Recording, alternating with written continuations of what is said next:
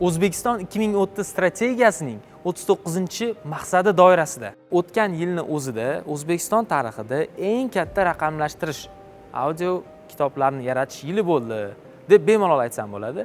Nimaga?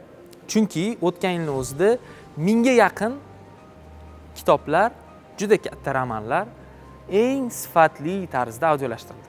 Uni shunchaki PDF shaklida emas, balki uni EPUB sifatli shaklda bu kitoblarni mutolaa ilovasiga qo'yib boryapmiz. Raqamlashtirish nafaqat insonlarga yetib borishiga xizmat qiladi kitoblarni, balki hozirgi vaqtda biz har kuni eshitadigan sun'iy intellekt, sun'iy idrok mana shu texnologiyani o'zbek tilidagi modellarini yaratishga ham xizmat qiladi. Chunki aynan hozirgi vaqtda ingliz tilida ravon gapiradigan sun'iy idrok o'zbek tilida gapira olmaydi. Bunga asosiy sabablardan biri aynan matn va audioni bir vaqtda bor emasligi, ya'ni sifatli. Bizda hozir mana shu raqamlashtirish asosida bu imkoniyat ham paydo bo'lyapti va tez orada mana shu mutolaani bazasida siz o'zbek tilidagi ChatGPT ni bemalol ishlatishingiz mumkin bo'ladi.